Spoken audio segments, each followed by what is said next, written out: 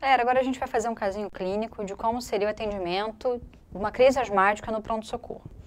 Imagina a seguinte situação.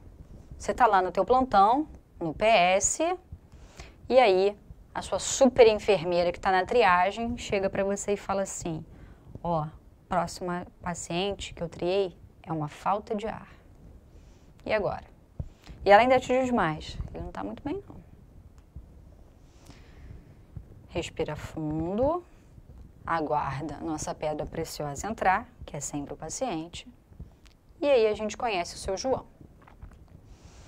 Prazer, seu João. Fala um pouquinho de você. O seu João fala pra gente que tem 72 anos, que tem asma desde os 8 e que é hipertenso. Ele negou alergia e tabagismo. Até o passivo, a gente não foi bobo e perguntou, ele negou também.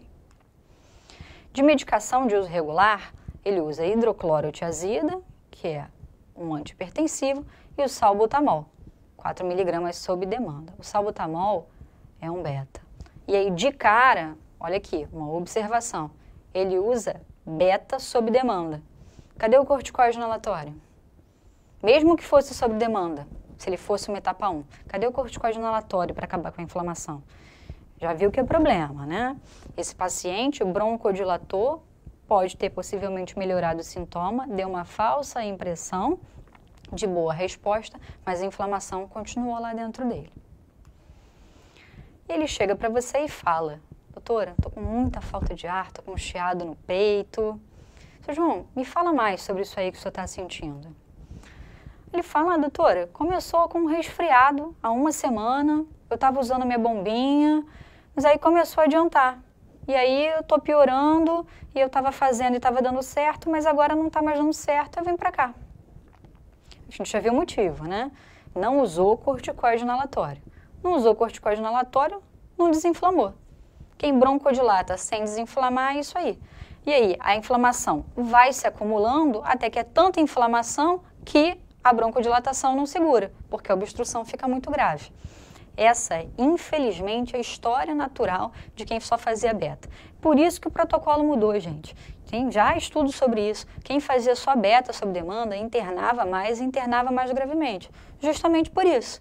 Ele não desinflamou. Quando a obstrução acontecia, ela tendia a ser mais grave. O paciente internava porque estava refratário já à broncodilatação do beta. E aí ele fala também para você que ele tem um desconforto no peito, uma tosse seca, mas que ele não teve febre. Aqui eu quero fazer uma observação. Desconforto no peito é um sintoma da crise asmática. É lógico que a gente sempre vai fazer busca ativa no protocolo de dor torácica. Isso é obrigatório. A gente tem que pensar em síndrome coronariana aguda no seu João. Lógico, ele tem 72 anos, ele é hipertenso. A gente lá sabe se ele é bem controlado ou não, a gente está conhecendo agora o paciente. Isso é o que ele diz ter, a gente não sabe se ele tem mais alguma coisa e também não sabe, isso não é incomum. É lógico que a gente vai pensar em síndrome coronariana aguda para esse paciente, mas é a principal hipótese? Vamos lá, o paciente está passando mal há uma semana, ele está dizendo para você que vai, volta, que está com sibilo, que ele está assim, que estava melhorando e aí agora não está mais. Será que isso é uma probabilidade alta de ser infarto? Acho que não, né? Está muito mais para crise asmática mesmo. Então, sempre lembrar que crise asmática pode dar desconforto no peito, mas talvez seja prudente você pesquisar síndrome coronariana aguda toda vez que vem uma dor torácica para você. Pensa nisso. Eu até acho que a gente poderia, talvez, avaliar a síndrome coronariana aguda no seu João, porque ele é um paciente hipertenso, porque ele tem 72 anos. Mas não é a principal hipótese diagnóstica. Ele está falando para você que ele tem asma, que ele teve um resfriado, que ele está assim há uma semana. A probabilidade de ser um infarto é muito baixa. E a gente examina o seu João. Vê uma PA de 140/80, uma frequência cardíaca de 115, respiratória de 24, e vê que ele está saturando no oxímetro 92% em ar ambiente. A ausculta dele, o murmúrio vesicular está universalmente audível, tem sibilo difuso e grosseiro, e ele está usando um pouquinho a musculatura acessória. O Glasgow do seu João é 15, ele está tranquilo e a fala dele está normal. E aí, gente, como é que a gente ajuda o seu João nesse caso? Em primeiro lugar, o que a gente faz? é muito grave? Vamos lá, como a gente viu. Não é uma crise asmática? Se viu que é uma crise asmática. Primeiro passo, ver se é muito grave. É fundamental a gente ver isso, porque é nesse paciente que a gente tem que cair em cima. Se a gente acha algum critério de muito grave, porque é muito grave. E aí a gente já sabe o que tem que fazer. Então, crise, ABCD da crise. Primeira coisa, viu a crise asmática, faz o ABCD da crise. Vamos lá. A. Tem alteração de consciência? Não. Seu João está com Glasgow 15, está tranquilo. Não, não pontua no A, não. No B, batimento cardíaco. A frequência cardíaca dele está de 115. Qual é o nosso corte? Abaixo de 60 ou maior que 140. Seu João pontua? Não, não tem B. C, ele está cansando? Bom, o seu João até tem um leve uso da musculatura acessória, mas a fala dele está normal. Ele não está monossilábico, não está com aquelas frases curtas. Então, não. O João a gente não considera que está cansando. E D, dispneia grave e desoxigenação. Ele tem um leve uso da musculatura mesmo, mas ele está saturando a 92% em ar ambiente, a frequência respiratória dele é 24. Parece que está tudo ok. Ele está mantendo uma saturação boa, apesar de estar um pouquinho taquipneico. Então, ele não está desoxigenado, nem tão dispneico assim. Então, a gente classifica que não também. No caso do seu João, então, ele não tem nenhum critério de ABCD. Então, não é muito grave. Ok, mas aí, é leve, moderado ou grave? De novo, como eu falei, impossível decorar os critérios de grave. Então, a gente vai por exclusão. A gente vai buscar os 4 leves desse paciente. Vamos ver se é leve ou moderado. O leve, para ser assim classificado, leve ou moderado, tem que ter os 4 leves. Então, vamos aplicar os 4 leves no seu João. A dispneia dele é leve? Considero que sim. Ele está tranquilo e a fala dele está normal. Quero chamar atenção para um detalhe aqui. Não falei de oximetria. Olha, ele está saturando a 92%. Isso pode assustar? Pode. Mas ele está confortável. Pneumopata é assim. Alguns saturam super bem, ficam assintomáticos com 89%, 90%. Agora, tem gente que não está acostumado, que não é crônico, não tem essa resposta compensatória já do organismo acostumado com isso, passa super mal com 93%, 94%. Então, é uma coisa que eu quero chamar a atenção aqui. Né? Não é um número, é o conforto do paciente, é a tolerância desse paciente para o número. Ele está saturando 92, mas ele está tranquilo, a fala dele está normal, ele parece adaptado a essa oxigenação. Uso de musculatura acessória, leve, será que ele tem? Tem, a gente já falou, ele tem leve uso de musculatura acessória, então ele também tem esse leve. A taquipneia dele é leve? Bom, ele tem uma frequência respiratória de 24. Me desculpa, mas eu não considero isso aí leve, não. Por quê, Natália? Porque ele está saturando 92% com uma frequência respiratória de 24. Ele até está tolerando, mas presta atenção. Para manter essa saturação assim, ele está com uma frequência respiratória alta. Fora isso, ele está usando um pouquinho a musculatura acessória. Então, na verdade, não é só a taquipneia. Apesar de ser leve, ele ainda tem que usar algumas outras coisas que não é a respiração convencional. Então, para mim, isso não é leve, não. Tanto não é leve para ele também, que ele veio para o hospital. Então, esse paciente sabe que ele não está muito legal. E a sibilância, leve. A sibilância do seu João é leve? A gente falou que ele tinha sibilos difusos e grosseiros. Então, também não é não, gente. Bom, vamos lá. O paciente não preencheu o ABCD, então não é muito grave. Mas ele preencheu os 4 leves? Não. Então, grave. Olha só como é que você classifica uma crise como grave sem precisar gravar a tabela. Simples, gente. Não é muito grave, não é leve e moderado, é grave. É só você saber classificar um muito grave e o leve e moderado, que você automaticamente sabe o que é grave também. Não perde seu tempo decorando aquela tabela indigesta, não. Então, o seu João é grave. Não tem nenhum ABCD da crise, mas também não tem os 4 leves ao mesmo tempo. E aí, o que a gente faz? Bom, grave, muito grave, é hospital. Você não está no hospital? Ele foi para o hospital. Então, a primeira coisa que a gente tem que fazer, que é uma medida educativa, e pouca gente faz, mas é muito legal de fazer, educativamente para o paciente, é reforço positivo. Chegar e falar para ele, seu João, o senhor fez muito bem de vir aqui para o hospital. A gente aqui vai conseguir cuidar melhor do senhor, do jeito que o senhor está.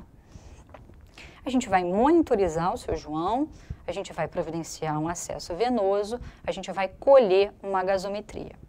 Fundamental nesse caso.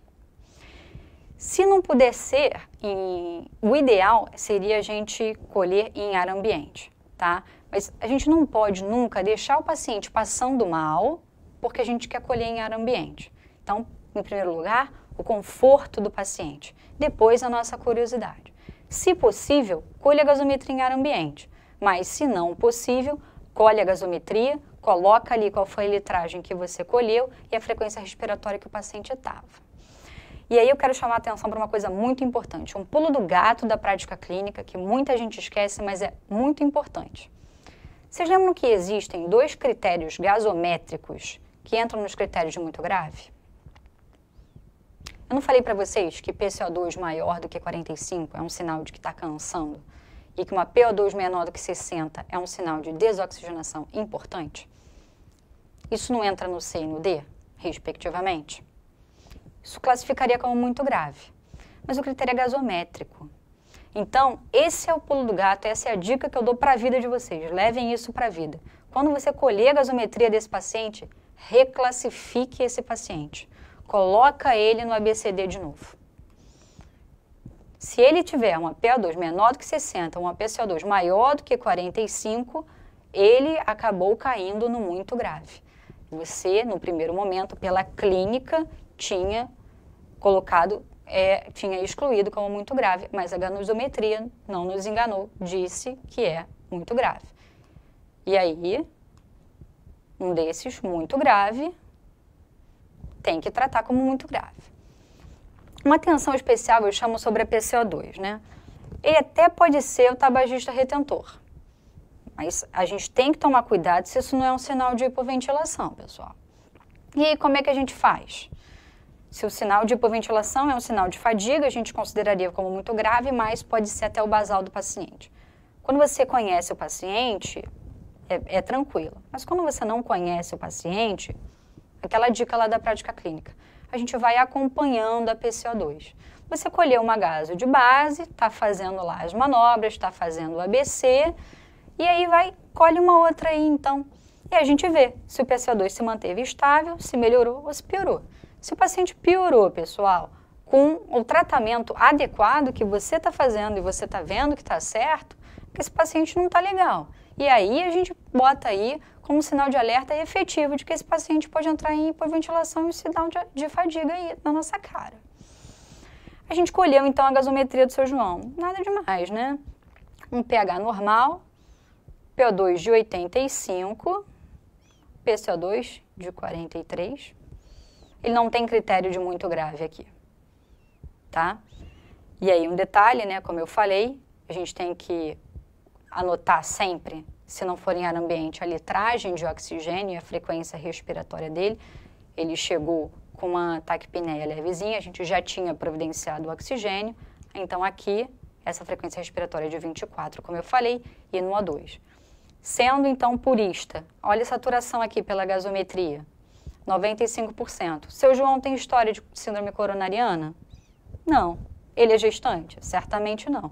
Então, a gente poderia diminuir a litragem de O2 que está, porque ele pode estar naquele nível de 93. Lembra, a mínima litragem possível de oxigênio? Nesse caso, a gente poderia fazer, porque ele não tem história de coronariopatia e certamente não está grávida. Então, não, ele não tem critério de gravidade pela gasometria, mas a gente reclassificou, a gente fez o certo. A gente vai pedir um raio-x para o seu João também. É fundamental a gente saber com o que a gente está lidando, em termos de doença estrutural mesmo. Que pulmão é esse? Não é só que doença é essa, é que pulmão em que doença, ou na verdade, melhor dizendo, que doença, que é a asma, em qual pulmão. Muda tudo, né? Um pulmão cheio de sequela ou um pulmão que está limpo, bem controlado e foi uma coisa pontual. É totalmente diferente. Além disso, uma coisa muito importante é a gente excluir processo infeccioso adjacente, né? Uma pneumonia, por exemplo. É bem importante a gente ter raio-x nesses casos. A gente vai providenciar um eletro, claro, e o laboratório básico, né? No mínimo, hemograma e eletrólito. Lembra sempre, pessoal, que a gente faz o beta. O beta é um trocador de potássio. Esses pacientes podem evoluir com hipocalemia. A gente precisa ter a dosagem de potássio desse paciente, senão pode fazer arritmia por causa do tratamento. É uma das coisas que a gente utiliza para tratar hipercalemia, por exemplo, faz um beta no paciente. E quando a gente usa na asma, o remédio tem o mesmo efeito, ele diminui o potássio. Se o potássio estiver normal para baixo, o paciente pode evoluir com hipocalemia e aí desenvolver arritmia por isso. Muito cuidado com isso. Então, tem sempre que pedir eletrólito para esses pacientes.